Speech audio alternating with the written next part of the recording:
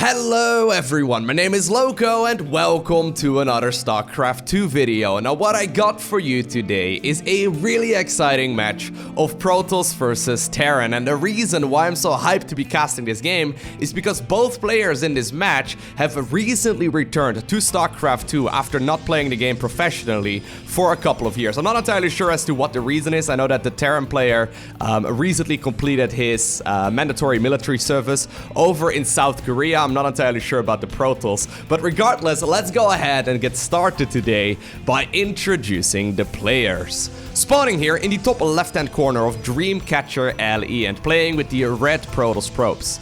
Like I mentioned, he's from South Korea, easily one of the most successful Protoss players of all time, but in particular a couple of years ago, we have none other than Parting.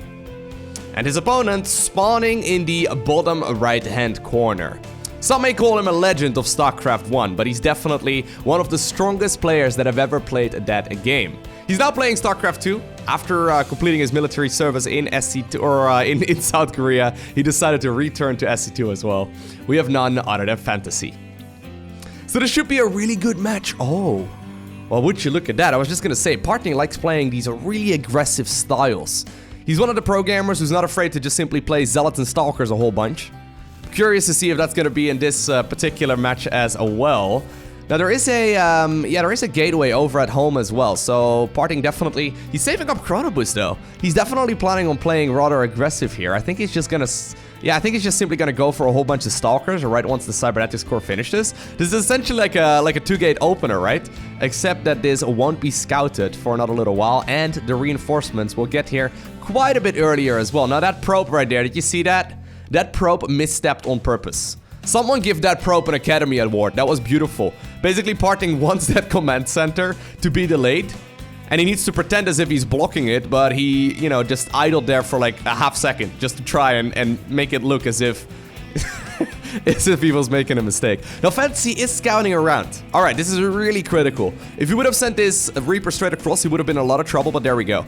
Right at this point, it is fully scouted. Parting will go straight into more Stalkers though, so he's still committed to this push.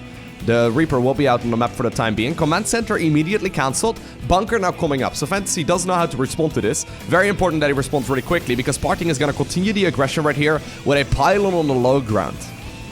Stalker are trying to see if they can pick up whatever. Supply Depot will finish up there eventually, but the bunker is not quite done just yet. Once Zealot made its way just across the map right now too. Very aggressive opener. I think this is going to be a shield battery contain. It's the one thing that makes the most sense to me. There we go. Yeah, shield battery does get started, and Fantasy will eventually finish up that bunker here too. Now, he's already going for a Cyclone as a follow-up, which I think is really critical. Two Marines just about to finish up. They will join that Reaper inside of the bunker too, and they should be enough to shoo away these units for the time being. Now, of course, Parting doesn't have high ground vision, right?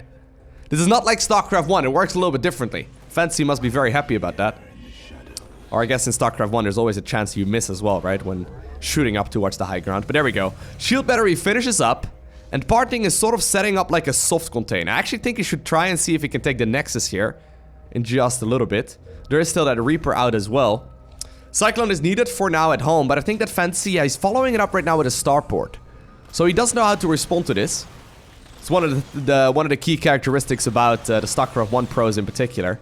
They're very good at just simply making very deliberate decisions. In StarCraft 1, your units don't listen to you very nicely at all. It's almost as if you got like a team of level 100 Pokemon.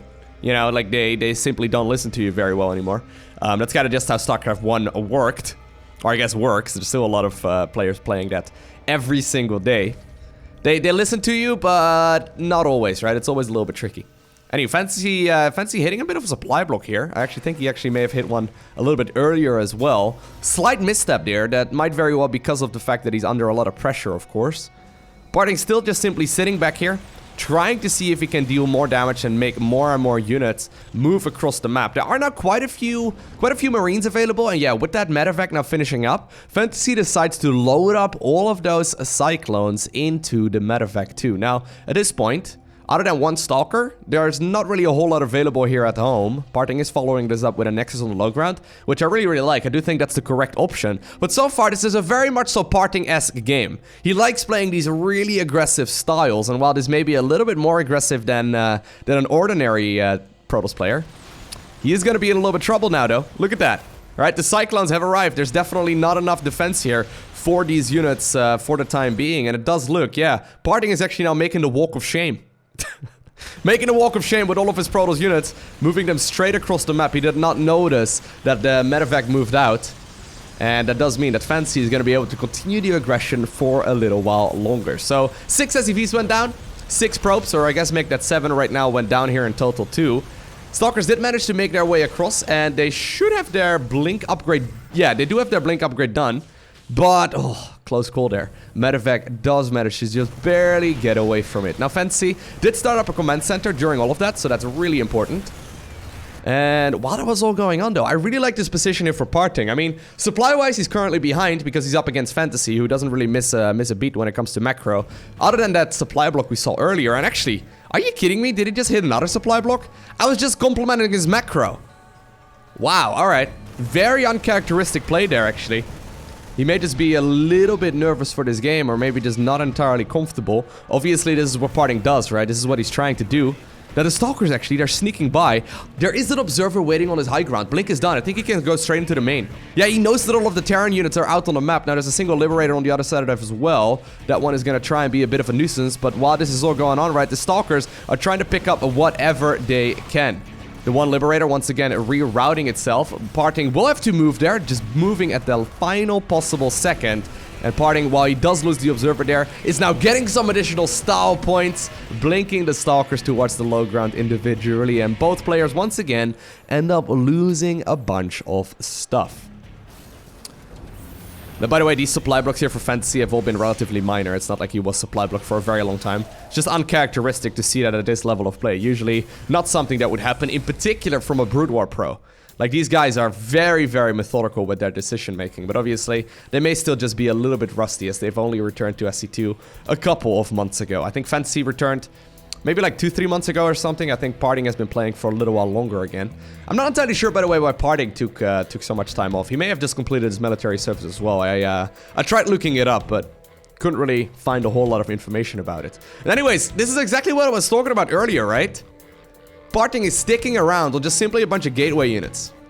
Now, he is adding on additional gas, so I do think he wants to transition towards something else. Yeah, there's now a Robo Bay coming up too, so I do think he wants to transition towards something else.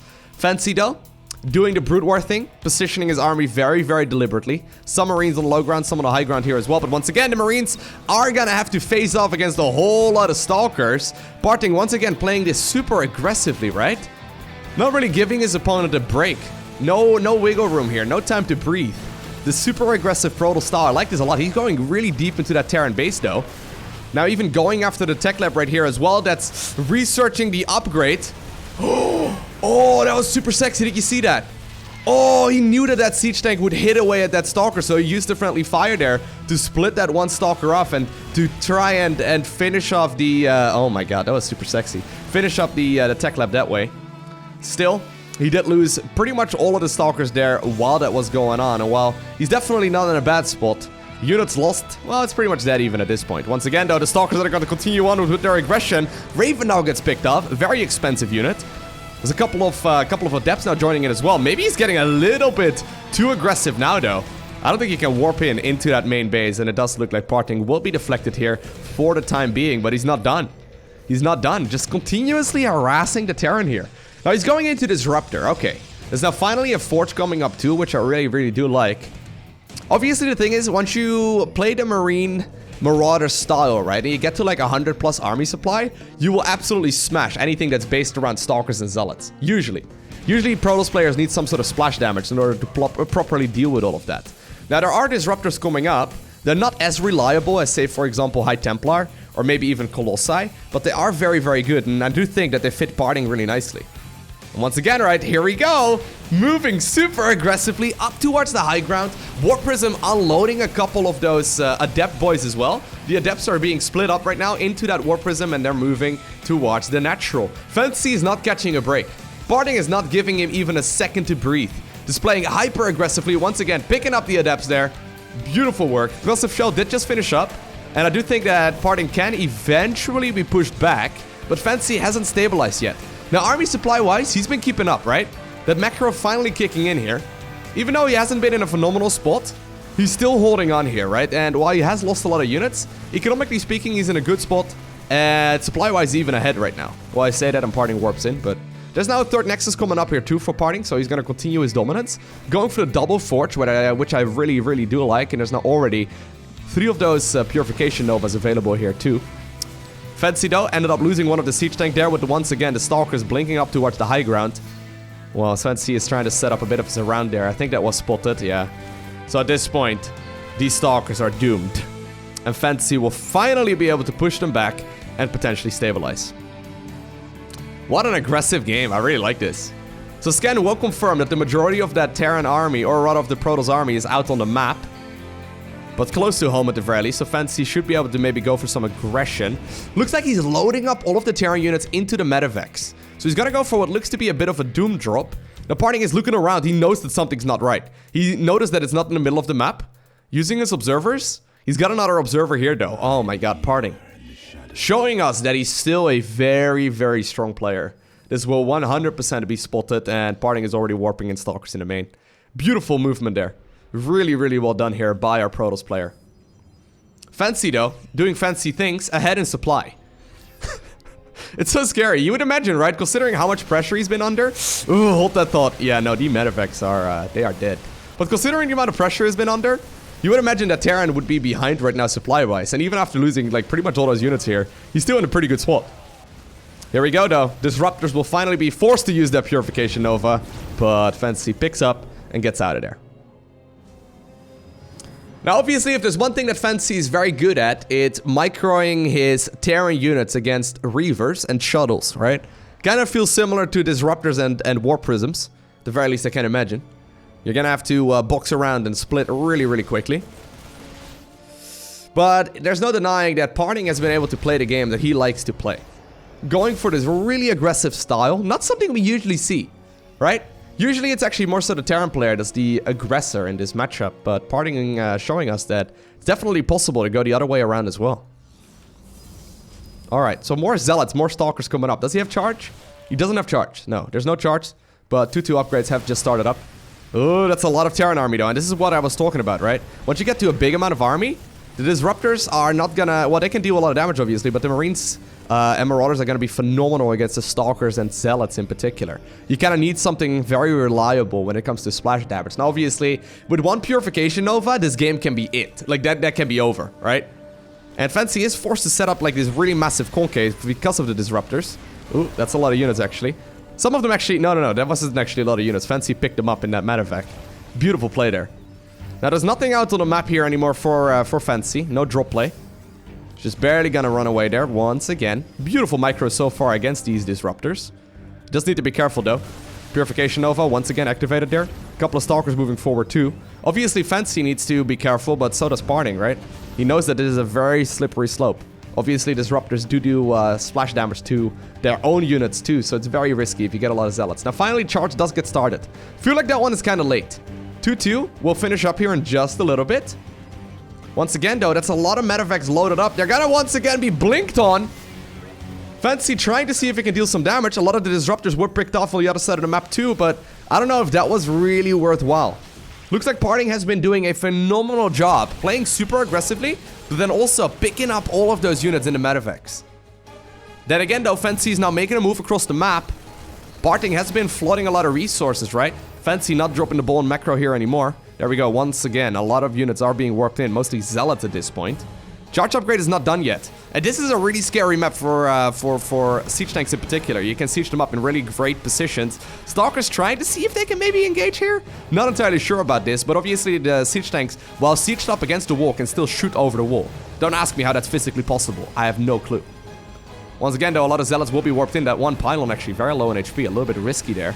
But here we go. It looks like we have a massive engagement coming up. Purification Nova immediately going straight on one of those siege tanks. It will be shut down, and now that Stalkers are blinking and all of the Zealots are charging, Fantasy will be pushed back. He's moving forward now, though, with a lot of his army as well. They're trying to reinforce that main ball, but the main army has already been destroyed. And while Fantasy does still have quite a lot of units left over, he lost all of the very, very important army units as well. Another one of those medevacs does get picked off. Blink Stalker once again activated. Waiting for that charge to come off cooldown right now is Parting. Looks like he may very well be able to continue charging forward all the way to the other side of the map. He's been chasing from his own 4th base all the way towards the Terran's natural. And while the high ground here will be held so far by Fantasy, he ended up losing a very significant chunk of his force there. Still relatively even, but there's no denying that that does go in favor there of Parting. And considering Parting has been mining more, I really like the decision, or the position that he's in right now. Once again, though, he's never really allowed the Terran player to get a big ball of Marines and Marauders out, right? At that point, you really don't need a lot of splash damage either. Well, I feel like that one force field helped out the Terran player more than the Protoss. This is still a really good spot. Oh, man. All of the Stalkers are blinking forward. Parting is smelling blood. He wants this game to end right here, right now. And while there is a single Disruptor on the other side of the map trying to be a little bit of a nuisance, there's really not that much available right now for Fantasy to defend this push with. And if there's one thing that Fantasy is very well known for, it's his Fantasy GG timings. He never leaves games until they are 100% lost. If he has one unit to micro, he will go ahead and do so. People joke around about it, but it's true. He does this almost every game. And there we go. It dies, and I think with that, Fantasy's dream of winning this game also goes up in flames. What an awesome game. Super aggressive there by Parting, but really well played. Not something we usually see in the Protoss versus Terran matchup. I hope you enjoyed watching that. If you did, make sure you hit that like button down below, and if you want to see more, make sure you hit that subscribe button so you get a notification as soon as I upload more. Special shout out to the Patreon supporters. You guys are awesome. Thank you so much for helping me out directly. But for now, I want to thank you for watching. Have an amazing day. Do not forget to smile alright, and I will see you in the next one.